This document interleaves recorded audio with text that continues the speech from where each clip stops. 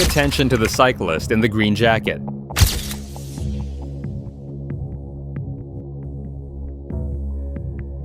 Her name is Natalie Hoffman. She's 26 years old, a graphic designer by day, a food delivery courier by night.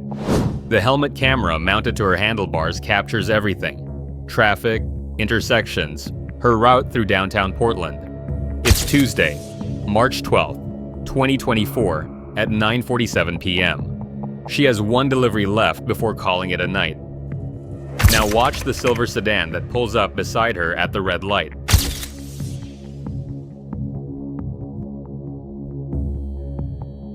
The driver's window is down. The man inside appears to be asking for directions.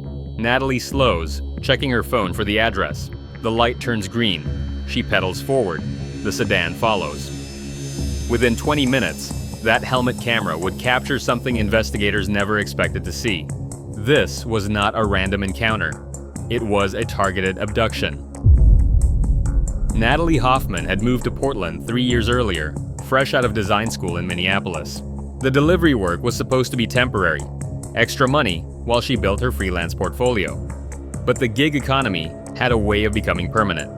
She worked the dinner rush most weeknights, preferred the predictability of mapped routes and timed drop-offs. Her Instagram showed a young woman finding her footing in a new city.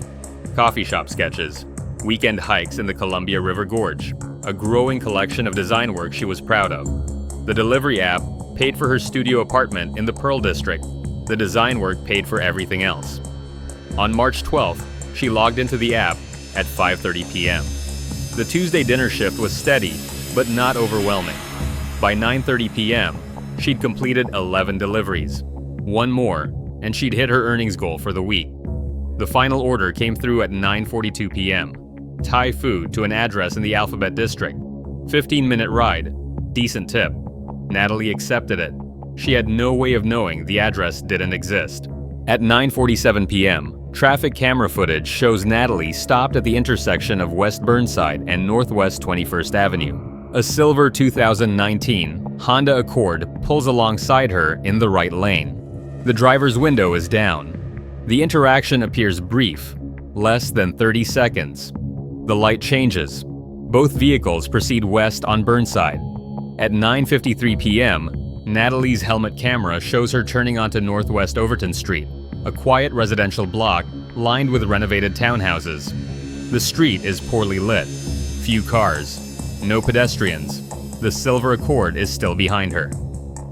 At 9:56 p.m., the helmet camera captures Natalie slowing near the 1800 block, checking her phone against house numbers. The addresses don't match. She stops at the curb, 1 foot on the ground, scrolling through the delivery app. The Accord pulls up directly behind her. Too close. The driver exits the vehicle. Natalie's helmet camera records everything in high definition. The man approaches from behind. He is approximately 6 feet tall, medium build, wearing dark clothing and a baseball cap pulled low. In his right hand, something metallic catches the streetlight. Natalie turns. The camera captures her sudden movement. She tries to push off, to accelerate. The man closes the distance in 3 strides. "Please," Natalie's voice, clear and urgent. The man grabs the back of her bike. Natalie loses balance, stumbles off the seat. The helmet camera tilts violently as she hits the pavement. For 7 seconds, the image is chaotic. Pavement, sky, the bike frame. A glimpse of the man's face partially obscured by the cap brim. Then the camera goes dark. The impact has dislodged it from the handlebars. But the audio continues recording. Footsteps, labored breathing, a car door opening. Natalie's voice, muffled, saying no, once, then silence. An engine starting, tires on asphalt, fading. At 9:58 p.m., the street is quiet again. The bike lies on its side. The takeout bag is spilled across the sidewalk. The helmet with its mounted camera sits in the gutter, audio still running, recording nothing but wind and the distant sound of traffic. At 10:47 p.m., Natalie's roommate, Sophie Chen, sent the first text. "Hey, you done soon?" At 11:23 p.m., Sophie called. It went to voicemail. At 11:45 p.m., Sophie checked the delivery app. Natalie's last order showed as incomplete. The GPS marker placed her bike on Northwest Overton Street. She'd been there for nearly 2 hours. Sophie called Portland police, non-emergency. They advised waiting until morning. Adults had the right to go where they wanted. Sophie insisted something was wrong. Natalie always answered her phone. Always. At 12:30 a.m., Sophie drove to the GPS location herself. She found the bike first, lying on its side under a streetlight. The takeout bag. The helmet in the gutter. She called 911. Portland police arrived at 12:52 a.m.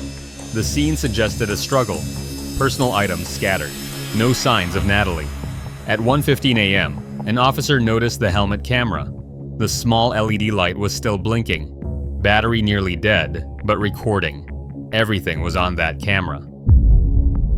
Detective Carlos Rivera was called in at 2:30 a.m. He arrived at the Central Precinct and was shown the helmet cam footage within minutes. He watched it 3 times without speaking. The abduction was captured from the victim's perspective. Clear audio, visual documentation of the approach, the attack, the vehicle, even a brief, partially obscured view of the suspect's face. Rivera had worked violent crimes for 11 years. He'd never seen evidence this direct. By 3 a.m., the silver Honda Accord's license plate had been partially captured in a reflected streetlight on the bike's frame. The forensic video team enhanced the image. 6 digits, readable. At 3:47 a.m., the plate came back registered to a 2019 Honda Accord owned by someone named Joseph Mwangi, age 32, Kenyan immigrant. Lived in Gresham, a working-class suburb east of Portland. No prior arrests, clean record. Rivera dispatched units to the Gresham address immediately. At 4:20 a.m., officers surrounded a small ranch house on southeast 182nd Avenue. The silver Accord was parked in the driveway, still warm. They knocked. No answer. They obtained an emergency warrant at 5:15 a.m. At 5:40 a.m., Portland police and Gresham SWAT entered the residence. The living room was dark. The kitchen was empty. In the hallway, a closed door. Behind it, sounds of movement.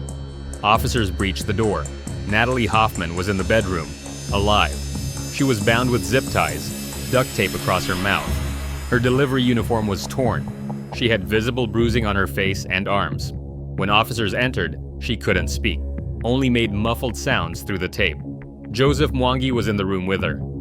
He was standing near the window, not moving.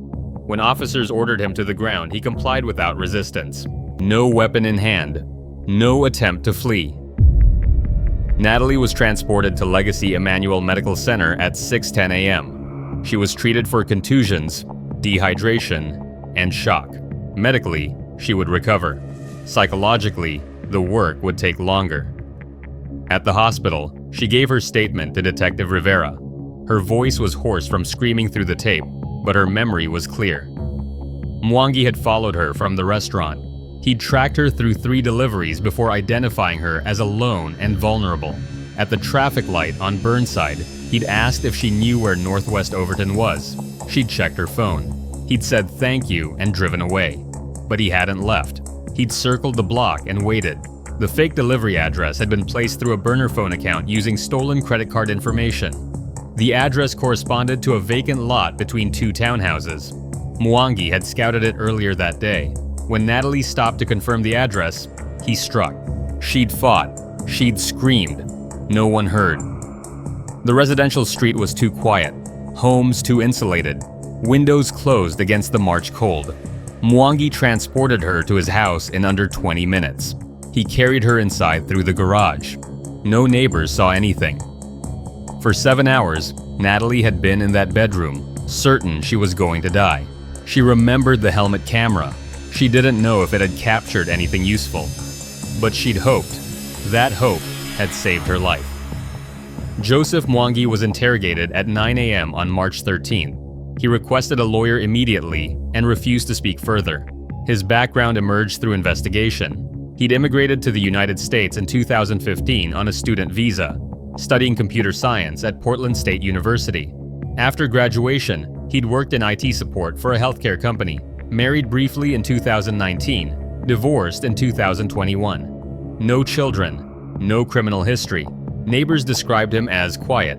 kept to himself, polite but distant. One neighbor mentioned he'd seemed stressed recently, lost his job in January, hadn't found new work. His laptop, seized during the search, contained troubling material, searches for delivery driver routes and schedules, forum posts about gig economy workers and their vulnerabilities, specifically their isolation and lack of workplace security, bookmarked articles about unsolved assaults on food couriers in other cities. This had been planned, researched. Mwangi had specifically targeted delivery workers because they were alone, distracted by phones and orders, and often working in unfamiliar areas after dark. The digital forensics team found something else. Evidence that Mwangi had attempted this before. 2 weeks earlier, he'd placed a fake delivery order to a different vacant address in southeast Portland. That courier, a male cyclist, had become suspicious and called the restaurant to confirm. The order was canceled. Mwangi had deleted the burner account and tried again. Natalie had been his second attempt. She was unlikely to have been his last. The case moved quickly. Joseph Mwangi was charged with first-degree kidnapping, first-degree assault, and attempted sexual assault. The helmet camera footage was the centerpiece of the prosecution's case. In October 2024, Mwangi's defense attorney argued diminished capacity. His client had suffered severe depression after losing his job, cultural isolation following his divorce, and untreated mental health issues exacerbated by financial stress. He'd acted impulsively, not with premeditation. The prosecution disagreed. They presented the laptop evidence, the fake delivery accounts, the scouted locations. They showed the helmet camera footage in open court. The jury watched the attack from Natalie's perspective. They heard her voice. They saw her fall. Assistant District Attorney Monica Reyes was direct in closing arguments. Mr. Mwangi's personal struggles do not erase his choices. He researched, he planned, he executed. Natalie Hoffman fought for her life because he gave her no other option. The jury deliberated for 4 hours. On October 28, 2024, they returned a verdict: guilty on all counts.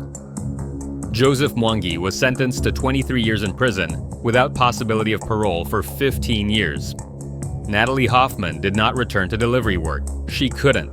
The sight of a bike helmet triggered panic attacks. The sound of car engines pulling up behind her caused immediate physical responses: accelerated heart rate, tunnel vision, the overwhelming urge to run. She spent 6 months in intensive trauma therapy.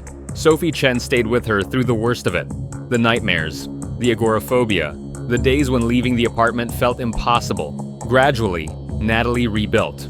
She took a part-time position with a design firm that allowed her to work remotely. She moved to a ground-floor apartment with better lighting and a security system. She adopted a dog, a German Shepherd named Scout, who stayed by her side constantly. By the spring of 2025, Natalie had begun advocating for gig worker safety legislation. She testified before the Oregon State Legislature in support of Senate Bill 847, which required delivery platforms to implement real-time safety features, check-in protocols for late-night deliveries, emergency alert buttons integrated into apps, and mandatory GPS tracking shared with designated contacts. The bill passed in June 2025. It was informally known as Natalie's Law. The helmet camera that captured everything now sits in evidence storage at the Portland Police Bureau. It will remain there through Mwangi's appeals process and beyond. But copies of that footage are used in law enforcement training across the country. Police academies show it to demonstrate the value of video evidence in abduction cases. Delivery companies use edited versions in safety training for new couriers. Natalie approved this use. She wanted other delivery workers to see what she saw, to understand that the vulnerability was real, that the danger wasn't theoretical. If that camera saves one person, she told a reporter from the Oregonian in 2025, then what happened to me means something. Sophie Chen still has the takeout bag from that night, the one spilled across the sidewalk on Northwest Overton Street. She'd retrieved it after police processed the scene, kept it in her closet for months, unsure what to do with it. In August 2025, she finally threw it away. Natalie was there when she did it. They didn't discuss it. They simply stood together in Sophie's kitchen. watched the bag disappear into the trash, and then went to get coffee. Some objects carry too much weight to keep. Some memories need to be released to move forward. Natalie Hoffman survived. That's what matters most. The helmet camera made sure of it.